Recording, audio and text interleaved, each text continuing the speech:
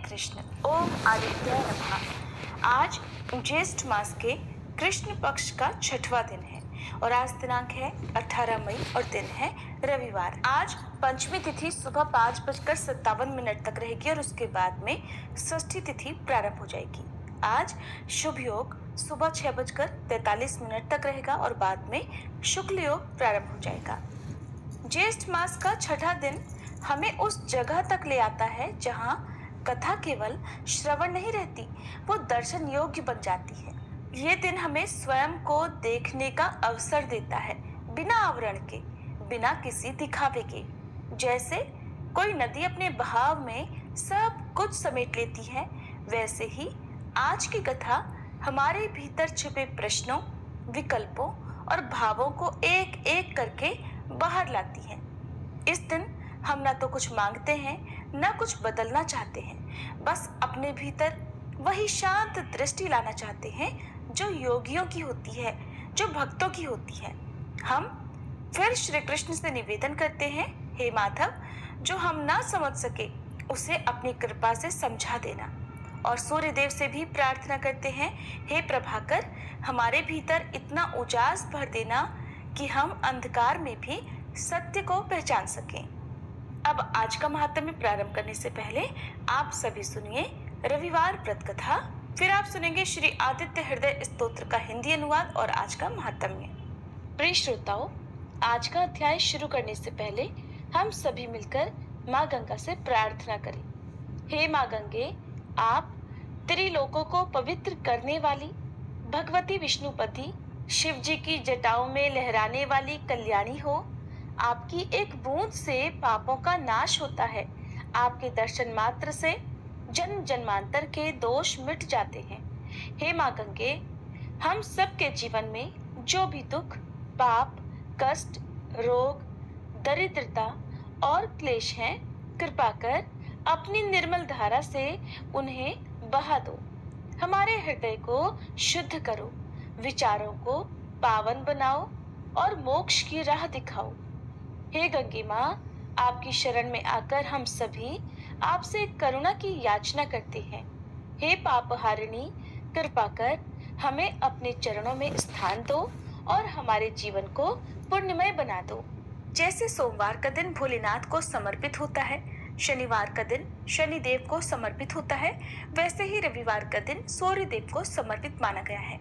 ज्योतिष शास्त्र के अनुसार सूर्य देव को 9 ग्रहों में राजा माना गया है। कहते हैं सूर्य देव की साधना आराधना करने से कुंडली के सभी दोष दूर हो जाते हैं। कुंडली में अगर सूर्य मजबूत अवस्था में हो तो समाज में व्यक्ति को खूब यश मान सम्मान मिलता है, सुख समृद्धि की वृद्धि होती है और निरोगी काया भी प्राप्त होती है। इसलिए सूर्य देव की पूजा के साथ साथ रविवार के दिन इस कथा को सभी को जरूर सुनना चाहिए। प्राचीन कथा के अनुसार एक बार एक नगर में एक वृद्धा रहा करती थी। वह रविवार को नियम से घर आंगन को गोबर से लीपकर फिर भोजन तैयार करती और फिर सूर्य देव को भोग लगाने के बाद ही खुद भोजन किया करती। ऐसा व्रत करने से उनका घर धन धान्य से भरा रहता था। हरि की कृपा से घर में किसी प्रकार का कोई भी दुख नहीं होता था। घर में सब कुछ आनंद मंगल था। इसी तरह कुछ दिन बीत जाने पर वह पड़ोसन जिसकी गाय का गोबर वह वृद्धा लाया करती थी, वह विचार करने लगी कि ये बूढ़ी माई हमेशा मेरी गाय का गोबर ले जाती है। ये सोचकर एक दिन उसने अपनी गाय को घर के अंदर बांध दिया। फिर तो वह हर दिन ही अपनी गाय को घर के भीतर बांधना शुरू करने लगी। इधर गोबर न मिलने पर बूढ़ी माई रविवार के दिन अपने घर को लीप नहीं पाई, इसलिए न उन्होंने भोजन बनाया, न भगवान को भोग लगाया और न ही खुद भोजन किया। इस तरह उन्होंने निराहार व्रत किया। सुबह से शाम, शाम से रात हो गई और वह बूढ़ी माई भूखी ही सो गई। फिर रात में भगवान ने उन्हें स्वप्न में दर्शन दिए और भोजन न बनाने और भोग न लगाने का कारण पूछा। तब बूढ़ी माई ने सूर्य देव को बताया कि गोबर न मिलने के कारण आज वह भोजन नहीं बना सकी। तब भगवान भास्कर ने कहा कि माता, हम तुमको ऐसी गाय देंगे जिससे सभी इच्छाएं पूर्ण हो जाएंगी, क्योंकि तुम हमेशा रविवार को गोबर से लीपकर फिर भोजन बनाती हो, भोग लगाकर ही खुद भोजन करती हो। इसलिए मैं आपसे प्रसन्न होकर आपको वरदान देता हूँ। तब सपने में भगवान का यह वरदान पाकर जब बूढ़ी माई की आंख खुली तो देखा कि आंगन में तो एक बहुत सुंदर गाय और बछड़ा बंधे हुए हैं। गाय और बछड़े को देखकर वह खुश हो गई और घर के बाहर बांधकर उन्हें खाने को चारा डाल दिया। इधर जब पड़ोसन ने बूढ़ी माई के घर के बाहर बहुत सुंदर गाय और बछड़े को देखा तो ईर्ष्या से प्रेरित होकर उसका हृदय जल उठा। और जब उसने देखा कि गाय ने तो सोने का गोबर दिया है तो वह गाय का सोने का गोबर उठाकर ले गई और अपनी गाय के साधारण गोबर को उसकी जगह रख दिया। वह रोजाना ऐसा ही करती रही और इधर सीधी साधी बूढ़ी माई को कानों कान इसकी खबर तक नहीं होने दी। एक दिन सर्वव्यापी ईश्वर ने सोचा कि चालाक पड़ोसन की वजह से वृद्धा ठगी जा रही है। तब एक शाम उन्होंने अपनी माया से बड़े जोर की आंधी ला दी। आंधी के डर से वृद्धा ने अपनी गाय को घर के भीतर बांध दिया। जब गाय ने गोबर दिया तो वह हैरान रह गई। फिर तो वह रोजाना अपनी गाय को घर के भीतर ही बांधने लगी। उधर पड़ोसन ने देखा कि गऊ घर के अंदर बंधने लगी है और वह सोने का गोबर उठाने में कामयाब नहीं हो पा रही है, तो कुछ उपाय ना देखकर एक दिन पड़ोसन ने राजा के महल में जाकर सारी बात बता दी। पड़ोसन ने राजा से कहा, महाराज, मेरे पड़ोस में एक वृद्धा के पास ऐसी गाय है जो आप जैसे राजाओं के ही योग्य है और वह गाय रोजाना सोने का गोबर देती है। आप सोने से प्रजा का पालन कीजिए। वृद्धा भला उस सोने का क्या करेगी? राजा ने ये बात सुनी तो सुनकर अपने दूतों को वृद्धा के घर जाकर गाय लाने की आज्ञा दी। वृद्धा सुबह सुबह ईश्वर को भोग लगाकर भोजन ग्रहण करने ही जा रही थी। तभी राजा के सेवक गाय खोलकर ले गए। ये देखकर वह बहुत रोई चिल्लाई, लेकिन कर्मचारियों ने एक न सुनी। उस दिन फिर वृद्धा गाय के वियोग में भोजन न कर पाई और रात भर रो रो कर भगवान से गाय को पुनः पाने की प्रार्थना करती रही। वहीं दूसरी ओर राजा गाय को देखकर बहुत प्रसन्न हुआ और सुबह जैसे ही वह उठा तो सारा महल गोबर से भरा दिखाई दिया। राजा ये देखकर घबरा गया। भगवान ने रात में राजा को स्वप्न में कहा, हे राजा, गाय वृद्ध को लौटा देने में ही तुम्हारी भलाई है। रविवार के व्रत से प्रसन्न होकर मैंने उस वृद्धा को ये गाय दी थी। सुबह होते ही राजा ने वृद्धा को बुलाकर बहुत सारा धन देकर सम्मान सहित गाय और बछड़ा उसे वापस कर दिया। इसके साथ ही पड़ोसन को बुलाकर उचित दंड भी दिया। ऐसा करने से राजा के महल की गंदगी दूर हो गई और उस दिन राजा ने नगर वासियों को आदेश दिया कि अपनी समस्त कामनाओं की पूर्ति के लिए वे सभी रविवार का व्रत रखा करें। और जब प्रजा ने रविवार व्रत का पालन करके कथा का श्रवण किया तो उन सभी के घर में सुख समृद्धि धन के भंडार भर गए। ऐसी है रविवार व्रत की महिमा। बोलिए सूर्य नारायण भगवान की जय। श्री आदित्य हृदय स्तोत्र हिंदी अनुवाद। भगवान आदित्य के हृदय स्वरूप इस आदित्य हृदय स्तोत्र का उपदेश अगस्त मुनि ने भगवान राम को दिया था और इसी के प्रयोग से श्री रामचंद्र जी ने रावण का वध करने की शक्ति प्राप्त की। इस स्तोत्र के नित्य 3 पाठ करने से शत्रु बाधा शांत हो जाती है, पितृदोष निवारण होता है, सूर्य नारायण की पूर्ण कृपा प्राप्त होती है, आरोग्य मिलता है, आत्मविश्वास में वृद्धि होती है, कोर्ट कचहरी क्षेत्र में विजय मिलती है, सरकारी नौकरी या सरकारी कामों में फायदा होता है, अटके हुए सभी काम पूरे हो जाते हैं।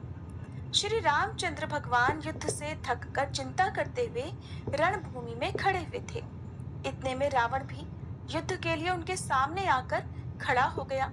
ये देख भगवान अगस्त्य मुनि, जो युद्ध देखने के लिए देवताओं के साथ आए थे, वे मुनि भगवान राम के पास जाकर बोले। मुनि ने कहा, हे सबके हृदय में रमण करने वाले महाबाहु राम, ये सनातन रमणी गोपनीय स्तोत्र सुनो। वत्स, इसके जाप से तुम युद्ध में अपने समस्त शत्रुओं पर विजय पाओगे, इसमें संदेह नहीं है।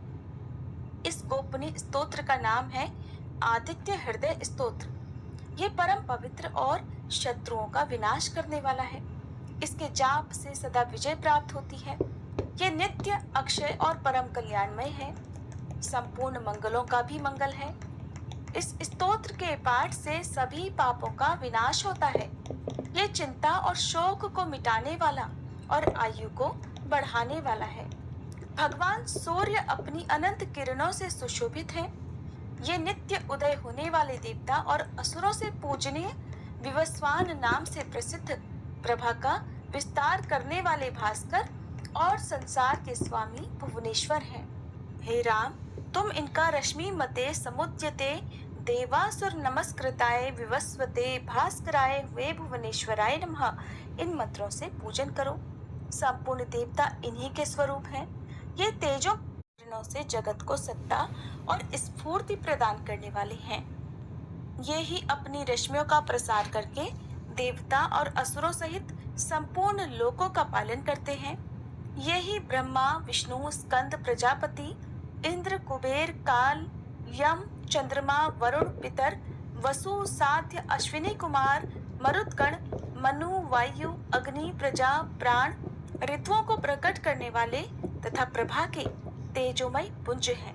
इन्हीं के नाम आदित्य, अदितिपुत्र, सविता, जगतोत्पत्ति करने वाले, खग, आकाश में विचरण करने वाले, पूषा, पुष्टिदायक, गभस्तिमान, प्रकाशमान, स्वर्ण सदृश, भानु, प्रकाशक, हिरण्यरेता, ब्रह्मांड उत्पत्ति करने वाले, दिवाकर, अंधकार को दूर कर उजाला देने वाले, हरिदश्व, हरे रंग के घोड़े वाले, सहस्त्रार्ची, हजारों किरणों से सुशोभित, सप्तसप्ती, 7 घोड़ों वाले, मरीचिमान, किरणों से सुशोभित, तिमिरोन्मथन, अंधकार का नाश करने वाले, शभु, कल्याणकारक, त्वष्टा, जगत का संहार करने वाले, मार्तंडक, जीवन प्रदान करने वाले, अंशुमान, किरण ग्रहण करने वाले, हिरण्यगर्भ, ब्रह्मा जी, शिशिर, सुख देने वाले, तपन, उष्णता पैदा करने वाले,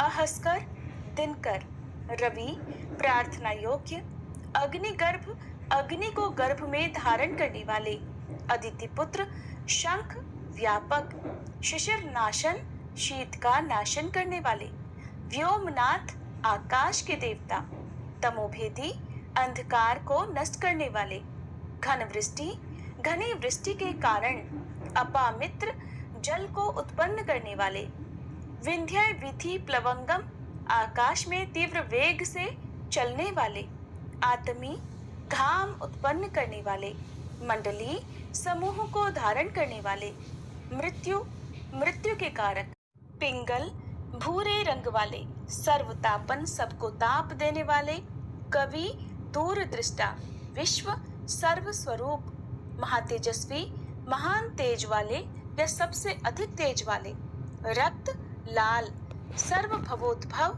सबकी उत्पत्ति के कारक, नक्षत्र आदि के स्वामी, विश्व भावन, जगत की रक्षा करने वाले, द्वादशात्मा, 12 स्वरूपों से युक्त, ये महातेजस्वी नामों से सूर्य देव प्रसिद्ध हैं। आपको नमस्कार है। पूर्वगिरी यानी उदयाचल और पश्चिम गिरी यानी अस्ताचल के रूप में आपको नमस्कार है।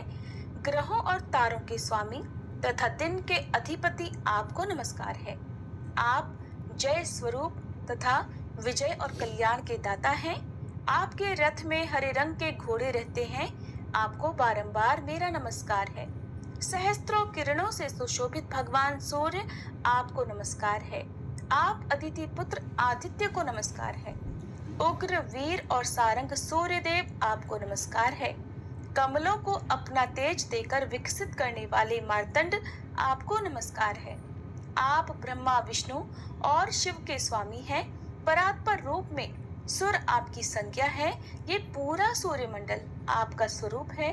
सबको स्वाहा कर देने वाले अग्नि भी आपका ही रूप है। आप रौद्र रूप धारण करने वाले हैं। आपको नमस्कार है। अज्ञान और अंधकार के आप नाशक हो। जड़ता और शीतलता के कारक हो। शत्रु का विनाश करने वाले आप हो। आपका स्वरूप अप्रमेय है। आप कृतघ्नों का नाश करने वाले हो। आप देव स्वरूप जो आपको नमस्कार है। आप तपाए हुए सोने की तरह हो। आप हरि और विश्वकर्मा हो। तम के नाशक प्रकाश स्वरूप जगत के साक्षी हो। आपको नमस्कार है। सूर्य ही संपूर्ण भूतों का संहार करने वाले हैं, पालन करने वाले हैं। सूर्य ही अपनी गर्मी से अपनी किरणों द्वारा वर्षा करते हैं। ये भगवान सबके सो जाने के बाद भी जागते रहते हैं।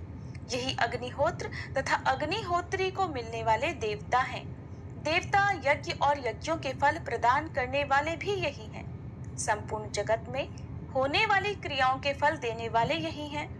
राघव विपत्ति में, कष्ट में, दुर्गम में तथा किसी भी प्रकार के भय के अवसर पर जो कोई भी मनुष्य इस सूर्य देव के स्तोत्र का कीर्तन करता है उसे दुख नहीं भोगना पड़ता। इसलिए हे राम, तुम एकाग्रचित्त होकर इन देवादिदेव जगदीश्वर की पूजा करो। इस आदित्य हृदय का 3 बार पाठ करने से तुम युद्ध में निश्चित ही विजय प्राप्त करोगे। महाबाहु राम, तुम इसी क्षण रावण का वध कर सकोगे। ऐसा कहकर अगस्त्य मुनि वहां से चले गए। अगस्त्य मुनि का उपदेश सुनकर महातेजस्वी श्री रामचंद्र जी का शोक दूर हो गया। उन्होंने प्रसन्न चित्त से आदित्य हृदय स्तोत्र का पाठ किया और स्तोत्र को धारण किया। 3 बार आचमन करके जाप किया। उसके बाद भगवान श्री रामचंद्र जी ने धनुष उठाकर रावण की ओर देखा और उत्साहपूर्वक विजय पाने के लिए वे आगे बढ़ने लगे। फिर पूरा निश्चय कर वे रावण का वध करने के लिए उद्यत हुए।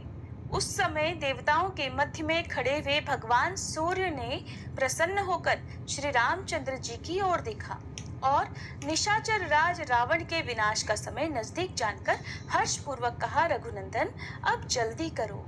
ये था श्री आदित्य हृदय स्तोत्र का हिंदी अनुवाद। अब सुनिए ज्येष्ठ मास महात्म्य में आज की कथा। श्री ब्रह्मा जी कहते हैं, हे महादेव, इस प्रकार अमित ओजस्वी भगवान भास्कर की रथ यात्रा करने वाला और दूसरे से करवाने वाला व्यक्ति परार्ध वर्षों तक अर्थात ब्रह्मा जी की आधी आयु तक सूर्य लोक में वास करता है।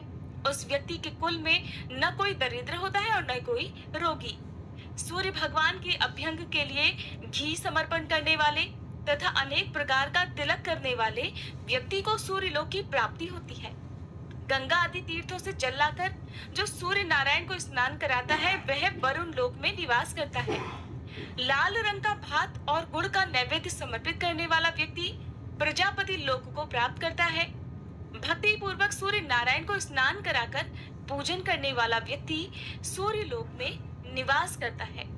जो व्यक्ति सूर्य देव को रथ चढ़ाता है, रथ के मार्ग को पवित्र करता और पुष्प, तोरण, पताका आदि से सजाता है, वह वायु लोक में निवास करता है। जो व्यक्ति नृत्य, गीत आदि के द्वारा वृहद उत्सव मनाता है, वह सूर्य लोक को प्राप्त करता है। जब सूर्य देव रथ पर विराजमान होते हैं, उस दिन जागरण करने वाला पुण्यवान व्यक्ति निरंतर आनंद प्राप्त करता है। जो व्यक्ति भगवान सूर्य की सेवा आदि के लिए व्यक्ति को नियोजित करता है अर्थात आमंत्रित करता है, वह सभी कामनाओं को प्राप्त कर सूर्य लोक में निवास करता है। रथारूढ़ भगवान सूर्य का दर्शन करना तो बहुत ही बड़े सौभाग्य की बात है। जब रथ की यात्रा उत्तर अथवा दक्षिण दिशा की ओर होती है, उस समय दर्शन करने वाला व्यक्ति धन्य होता है। और जिस दिन रथ यात्रा हो, उसके साल भर बाद उसी दिन पुनः रथ यात्रा करनी चाहिए।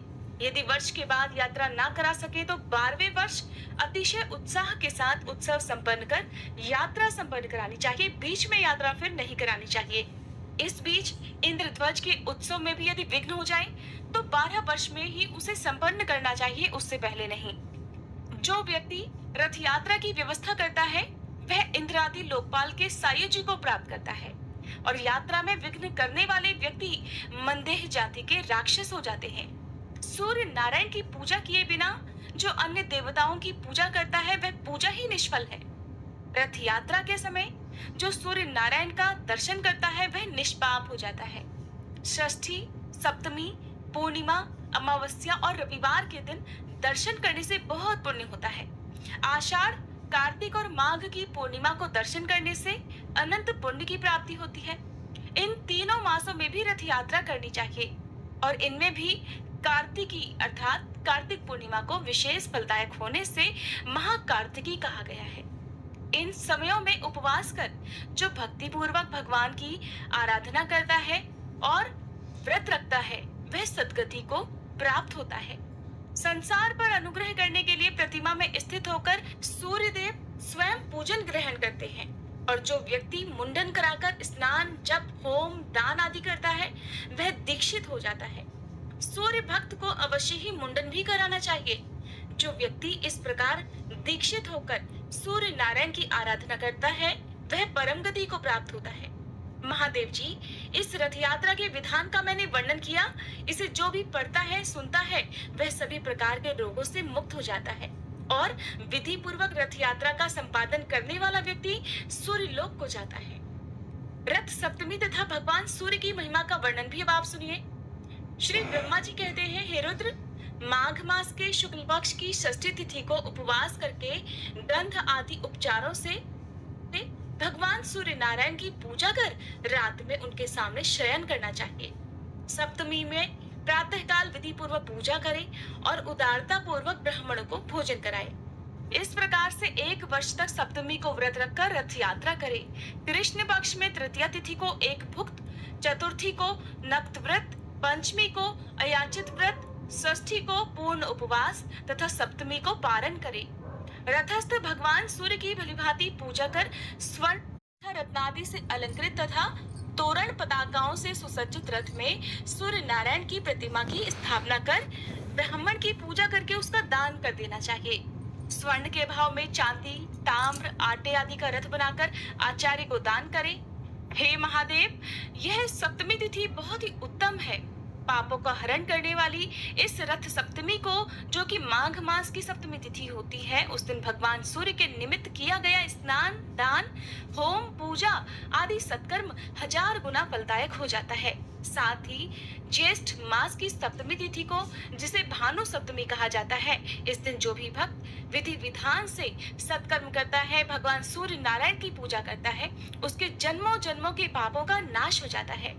इस सप्तमी के महात्म्य का भक्ति पूर्वक श्रवण करने वाला व्यक्ति ब्रह्म हत्या के पाप से भी मुक्ति पा जाता है। सुमंतु मुनि ने कहा, हे राजन, इस प्रकार रथ यात्रा का विधान बताकर ब्रह्मा जी अपने लोक को चले गए और रुद्र देवता भी अपने धाम को चले गए। अब आप और क्या सुनना चाहते हैं, ये भी बताइए। राजा शतानी कहने लगे, हे महाराज, सूर्य देव के प्रभाव का मैं कहाँ तक वर्णन करूं, क्योंकि उन्हीं के अनुग्रह से युधिष्ठिर आदि मेरे पितामहों को सभी प्रकार का दिव्य भोजन प्रदान करने वाला अक्षय पात्र मिला था, जिससे वन में भी वे ब्राह्मणों को संतुष्ट किया करते थे। जिन भगवान सूर्य की देवता, ऋषि, सिद्ध तथा मनुष्य आदि निरंतर आराधना करते हैं तथा उन भगवान भास्कर के महात्म्य को अनेकों बार सुनते हैं, किंतु मुझे उनका महात्म्य अनेकों बार सुनते सुनते भी तृप्ति नहीं होती। जिनसे ये संपूर्ण विश्व उत्पन्न हुआ है तथा जिनके उदय होने से ही सारा संसार चेष्टावान होता है, जिनके हाथों से लोक पूजित ब्रह्मा जी और विष्णु तथा ललाट से शंकर जी उत्पन्न हुए हैं, उनके प्रभाव का वर्णन भला कौन कर सकता है। अब मैं ये सुनना चाहता हूँ कि जिस मंत्र, स्तोत्र, दान, स्नान, जप, पूजन, होम, व्रत तथा उपवास आदि कर्मों के करने से भगवान सूर्य प्रसन्न होकर सभी कष्टों को निवृत्त करते हैं, अर्थात दूर करते हैं और संसार सागर से मुक्त करते हैं, आप उन्हीं उत्तम मंत्र, स्तोत्र, रहस्य, विद्या, पाठ, व्रत आदि को बताइए, जिनसे भगवान सूर्य का कीर्तन हो और जीवा धन्य हो जाए, क्योंकि जीवा भी वही धन्य होती है जो भगवान सूर्य का स्तवन करती है। सूर्य की आराधना के बिना ये शरीर तो व्यर्थ है। एक बार भी सूर्य नारायण को प्रणाम करने से प्राणी का भवसागर से उद्धार हो जाता है। रत्नों का आश्रय मेरु पर्वत, आश्रयों का आश्रय आकाश, तीर्थों का आश्रय गंगा और अन्य सभी देवताओं के आश्रय भगवान सूर्य हैं। हे मुने, इस प्रकार अनंत गुणों वाले भगवान सूर्य के महात्म्य को मैंने बहुत बार सुना है। देवगण भी भगवान सूर्य की ही आराधना करते हैं, ये भी मैंने सुना है। अब मेरा यही दृढ़ संकल्प है कि संपूर्ण प्राणियों के हृदय में निवास करने वाले तथा स्मरण मात्र से समस्त पाप तापों को दूर करने वाले भगवान सूर्य की भक्ति पूर्वक उपासना कर मैं भी संसार से मुक्त हो जाऊं। अब सुनिए भगवान सूर्य द्वारा योग का वर्णन और ब्रह्मा जी द्वारा दिंडी को दिया गया क्रिया योग का उपदेश। सुमंतु मुनि कहते हैं, हे राजन, ऋषियों को जिस प्रकार ब्रह्मा जी ने सूर्य नारायण की आराधना के विधान का उपदेश दिया था, उसे मैं सुनाता हूँ, ध्यान पूर्वक सुनो। किसी समय ऋषियों ने ब्रह्मा जी से प्रार्थना की थी कि हे महाराज, सभी प्रकार की चित्तवृत्ति के निरोध रूपी योग को आपने कैवल्य पद देने वाला कहा है, किंतु यह योग अनेक जन्मों की कठिन साधना के द्वारा ही प्राप्त हो सकता है, क्योंकि इंद्रियों को बलात् आकृष्ट करने वाले विषय अत्यंत दुर्जय हैं। मन किसी प्रकार से स्थिर नहीं होता, राग द्वेष आदि दोष नहीं छूटते और पुरुष भी अल्पायु होते हैं। इसलिए योग सिद्धि का प्राप्त होना अतिशय कठिन है। अतः आप ऐसे किसी साधन का उपदेश कीजिए जिससे बिना परिश्रम के ही निस्तार हो सके। तब ब्रह्मा जी कहने लगे, हे मुनीश्वरों, यज्ञ, पूजन, नमस्कार, जप, व्रतोपवास और ब्राह्मण भोजन आदि से सूर्य नारायण की आराधना करना ही इसका मुख्य उपाय है। यह क्रिया योग है। मन, बुद्धि, कर्म, दृष्टि आदि से सूर्य नारायण की आराधना में तत्पर रहे। वे ही परब्रह्म, अक्षर, सर्वव्यापी, सर्वकर्ता, अव्यक्त, अचिंत्य और मोक्ष को देने वाले हैं।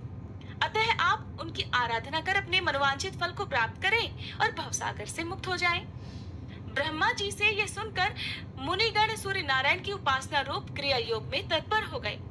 हे राजन, विषयों में डूबे हुए संसार के दुखी जीवों को सुख प्रदान करने वाले सूर्य नारायण के अलावा और कोई भी नहीं है।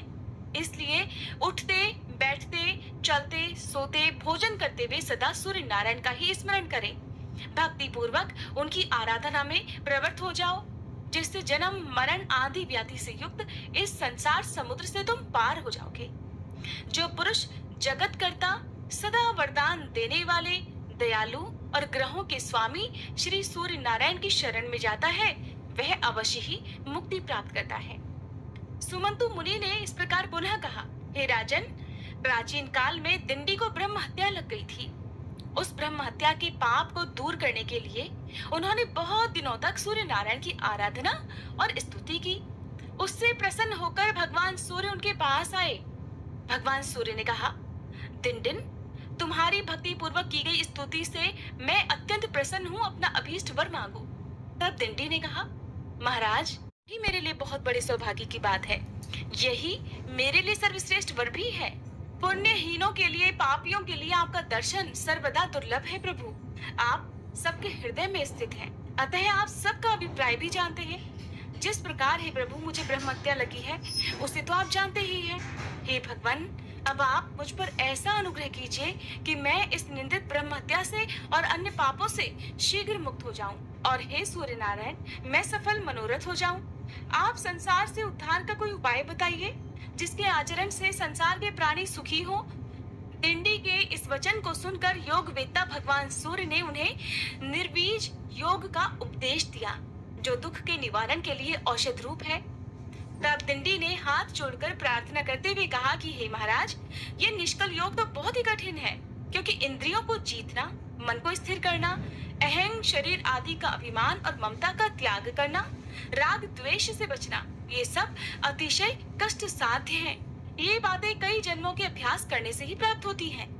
अतः आप ऐसा साधन बतलाइए जिससे अनायास, बिना विशेष परिश्रम के ही फल की प्राप्ति हो जाए। तब भगवान सूर्य कहने लगे, हे गणनाथ, यदि तुम्हें मुक्ति की ही इच्छा है तो समस्त क्लेशों को नष्ट करने वाले क्रिया योग को सुनो। अपने मन को मुझ में लगाओ, भक्ति से मेरा भजन करो, मेरा यजन करो, मेरे परायण हो जाओ, आत्मा को मुझ में लगा दो, मुझे नमस्कार करो, मेरी भक्ति करो, संपूर्ण ब्रह्मांड मुझे परिव्याप्त समझो। ऐसा करने से तुम्हारे संपूर्ण दोषों का विनाश हो जाएगा और तुम मुझे प्राप्त कर लोगे। भली भांति मुझ में आसक्त हो जाने पर राग, लोभ आदि दोषों के नाश हो जाने से कृतकृत्यता हो जाती है। अपने मन को स्थिर करने के लिए सोना, चांदी, ताम्र, पाषाण, काष्ठ आदि से मेरी प्रतिमा का निर्माण कराकर या चित्र ही लिखकर विविध उपचारों से भक्ति पूर्वक उसका पूजन करो। सर्व भाव से प्रतिमा का आश्रय ग्रहण करो। चलते फिरते, भोजन करते, आगे पीछे, ऊपर नीचे उसी का ध्यान करो। उसे पवित्र तीर्थों के जल से स्नान कराओ। गंध, पुष्प, वस्त्र, आभूषण, विविध नैवेद्य और जो भी पदार्थ स्वयं को प्रिय हो उन्हें अर्पण करो। इन विविध उपचारों से मेरी प्रतिमा को संतुष्ट करो। कभी गाने की इच्छा हो तो मेरी मूर्ति के आगे मेरा गुणानुवाद गाओ। सुनने की इच्छा हो तो हमारी कथा सुनो। इस प्रकार मुझ में अपने मन को अर्पण करने से तुम्हें परम पद की प्राप्ति हो जाएगी। सभी कर्म मुझ में अर्पण कर दो, डरने की कोई बात नहीं। मुझ में मन लगाओ, जो कुछ करो मेरे लिए करो। ऐसा करने से तुम ब्रह्म हत्या आदि सभी पाप दोषों से शीघ्र मुक्त हो जाओगे। इसलिए तुम इस क्रिया योग का आश्रय ग्रहण करो। सूर्य भगवान की बात सुनकर दिंडी बोले, हे महाराज, इस अमृत रूप क्रिया योग को आप विस्तार से कहिए। क्योंकि आपके बिना कोई भी इसे बतलाने में समर्थ नहीं है। यह अत्यंत गोपनीय और पवित्र है।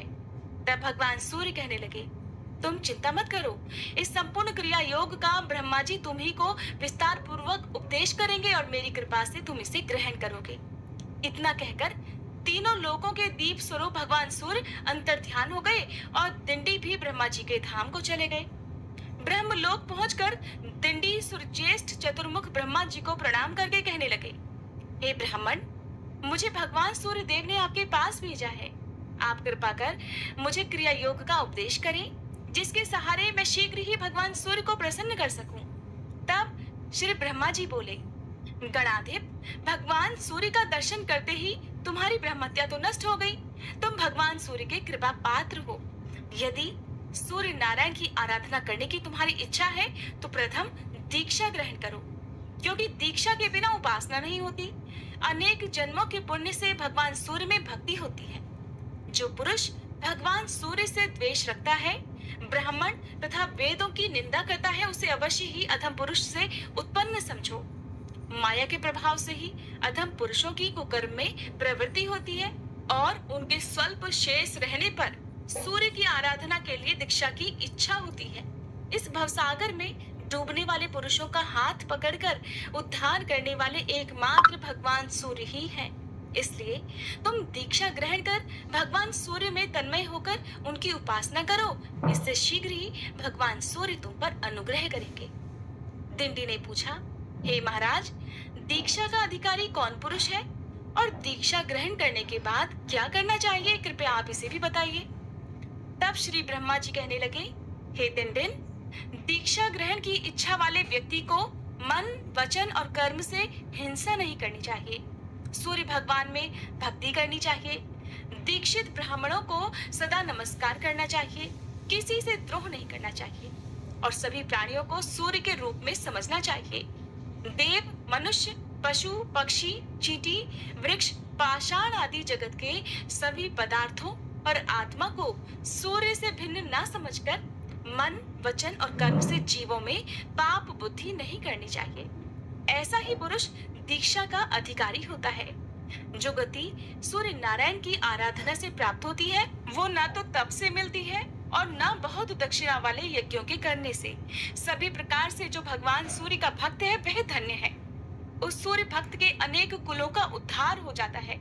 जो अपने हृदय प्रदेश में भगवान सूर्य की अर्चा करता है वह निष्पाप होकर सूर्य लोक को प्राप्त होता है। सूर्य का मंदिर बनाने वाला अपनी 7 पीढ़ियों को सूर्य लोक में निवास कराता है और जितने वर्षों तक उस मंदिर में पूजा होती है उतने 1000 वर्षों तक वह सूर्य लोक में आनंद का भोग करता है।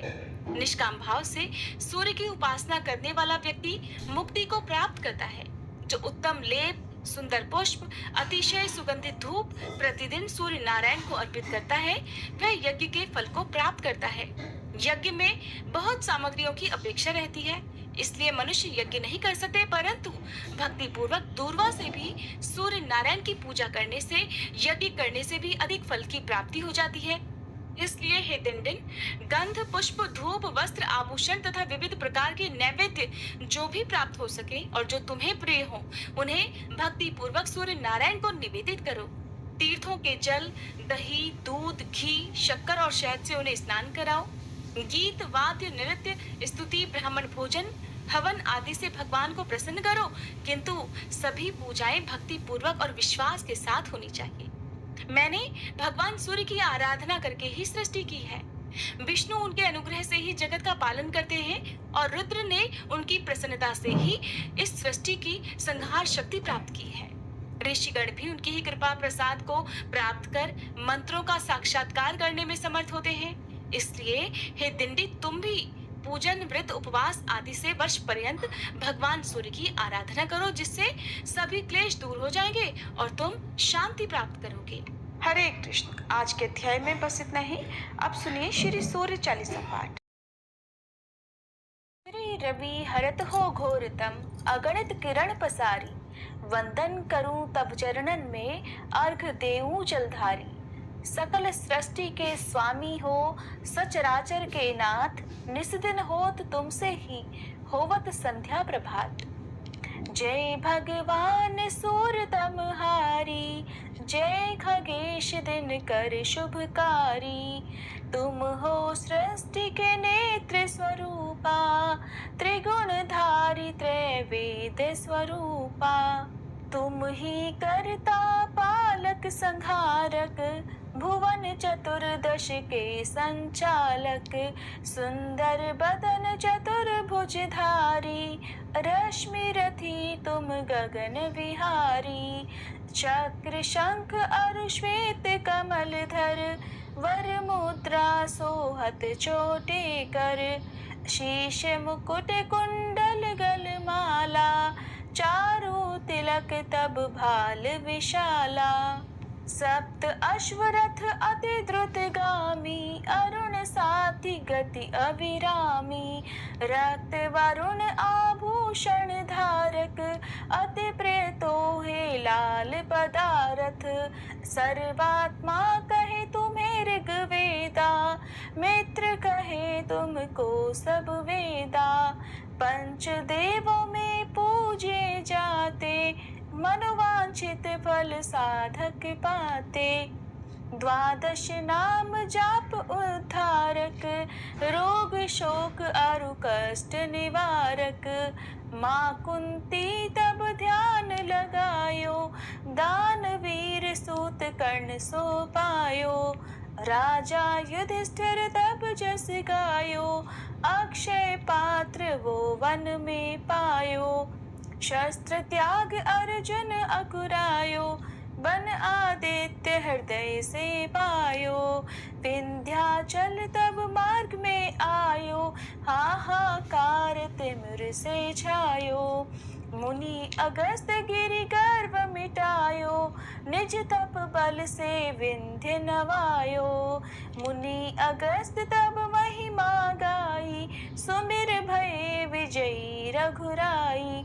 तोहे विरोग मधुर फल जाना, मुख में ली नहीं तोहे हनुमाना।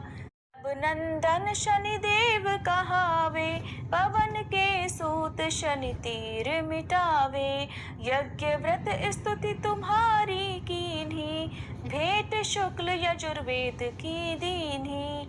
सूर्यमुखी खरितर तब रूपा, कृष्ण सुदर्शन भानु स्वरूपा। नमन तोहे ओंकार स्वरूपा, नमन आत्मा अरुकाल स्वरूपा। दिग दिगंत तब तेज प्रकाशे, उज्ज्वल रूप तुम्ही आकाशे। दश दिगपाल करत तब सुमिरन, अंजलि नित्य करत हैं अर्पण। त्रिविध ताप हरता तुम भगवन, ज्ञान ज्योति करता तुम भगवन। सफल बनावे तब आराधन, गायत्री जप सरल है साधन।